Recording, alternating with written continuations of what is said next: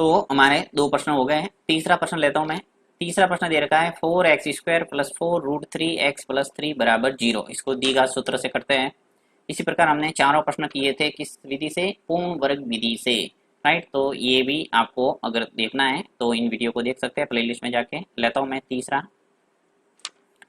4x² plus 4√3x plus 3 बराबर 0। Okay, 4x² plus 4√3x plus 3 बराबर 0, ये आपके सवाल है और इसको द्विघात सूत्र से करना है। तो द्विघात सूत्र से करने के लिए सबसे पहला काम है हमारा a, b और c का मान निकालना। और इसके लिए हम क्या करेंगे, द्विघात सूत्र इस्तेमाल करने से पहले द्विघात समीकरण की तुलना कर देंगे व्यापक द्विघात समीकरण से। तो यहाँ लिख लेता हूं कि समीकरण ax² plus bx plus c बराबर 0 से तुलना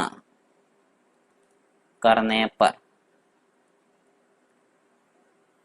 जो व्यापक द्विघात समीकरण है ax² plus bx plus c बराबर 0, इसकी तुलना इस समीकरण से करेंगे जो हमें दिया हुआ है। तो यहाँ से हमारे निकल के आ जाएगा, यहाँ पे a का मान लिख लो, पहले b का मान लिख लो। देखिए a बराबर क्या आ जाएगा, a बराबर आ जाएगा हमारे पास 4, क्योंकि x² का गुणांक a है। b का मान क्या आ जाएगा, देखिए x के आगे जो भी दिख रहा है वो पूरा b हो जाएगा, यानी पूरा x का गुणांक। तो x का गुणांक है 4√3। और c का मान कितना है, c का मान जो अचर पद है वो कितना आ जाएगा, 3। यदि यहाँ -3 होता तो मैं -3 लिखता, ठीक है। तो इस बात का ध्यान रखना है, अगर माइनस है तो माइनस आएगा साथ में। अब यहाँ पे मैं निकाल देता हूँ b² माइनस 4ac, क्योंकि हमें ब्रैकेट के अंदर, रूट के अंदर जरूरत पड़ती है इसकी द्विघात सूत्र के अंदर। तो b² माइनस 4ac, साथ ही हमें पता चल जाता है कि मूलों का अस्तित्व है या नहीं। मूलों का अस्तित्व या तो 0 से बड़ा आएगा मान, या 0 के बराबर आएगा। अगर 0 से छोटा आ जाता है, यहाँ अगर माइनस वाली कोई संख्या आ जाती है जैसे -2 या कुछ भी -1, माइनस वाली संख्या आ गई मतलब मूलों का अस्तित्व नहीं है, ये बात ध्यान रखना आपको।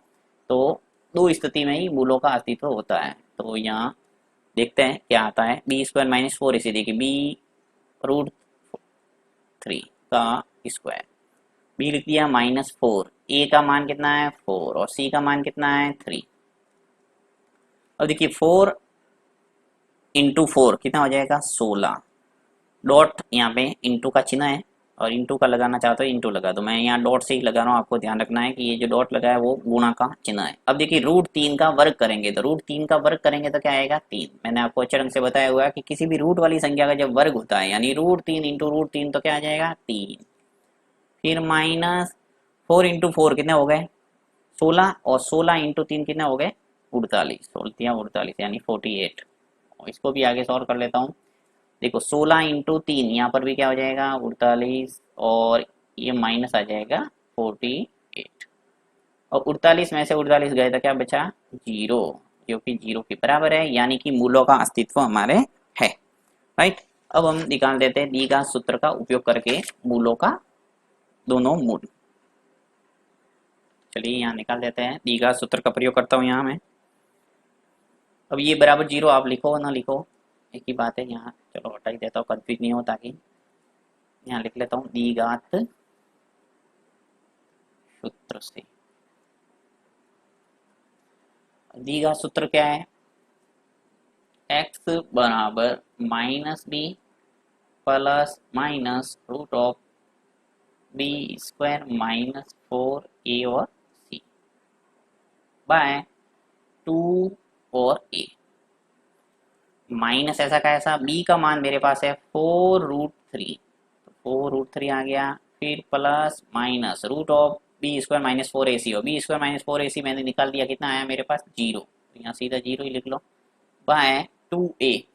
2 और a का मान कितना है, a का मान लिख लो 4 है, तो यहाँ लिख लो इंटू 4। अब हम एक बार प्लस में एक बार माइनस में लिख के इसका वैल्यू निकाल सकते हैं। तो ले लेता हूँ मैं इसको यहाँ पे,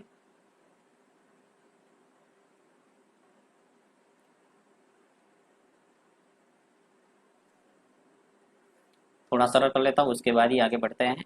x बराबर यहाँ पे देखिए -4√3 है, तो आगे प्लस माइनस रूट जीरो है, ठीक है, तो प्लस माइनस रूट जीरो बट्टा, अब देखो 2 × 4 कर दो, कितना आ गए 8। अब मुझे एक बार प्लस में लिखना है, एक बार माइनस में लिखता है, जिससे आ जाएंगे दोनों मूल। तो यहाँ लिख लेता हूँ, अर्थात एक बार प्लस में लिखते हैं। चलिए, चाहो तो तुम यही जीरो हटा सकते हैं, परंतु मैं समझाने के लिए आपको लिखा है प्लस माइनस, ताकि आपको समझ में आएगा। एक बार प्लस में लिखते हैं, एक बार माइनस में लिखते हैं। तो देखिए -4√3, एक बार प्लस में लिखता हूँ, प्लस रूट जीरो बाय 8।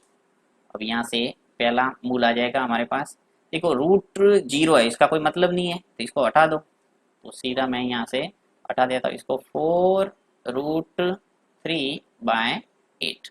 अब देखो 4 का भाग 8 में जा रहा है, तो हम दे देंगे x का मान क्या आ जाएगा, -√3, और 4 का भाग 8 में गया 2 बार, तो -√3/2, ठीक है। और इसी प्रकार दूसरा मूल भी हमारे ये का ये आने वाला है, क्योंकि -√0 आएगा, उससे भी कोई फर्क नहीं पड़ेगा। तो यहाँ मैं निकाल के बता देता हूँ आपको।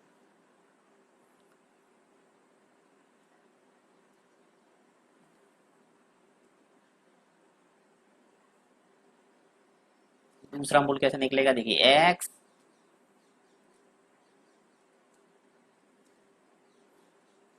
x बराबर, अब मैं यहाँ से माइनस वाला लूंगा, तो -4√3 -√0। यहाँ मैंने प्लस लिया था, यहाँ मैंने माइनस लिया है।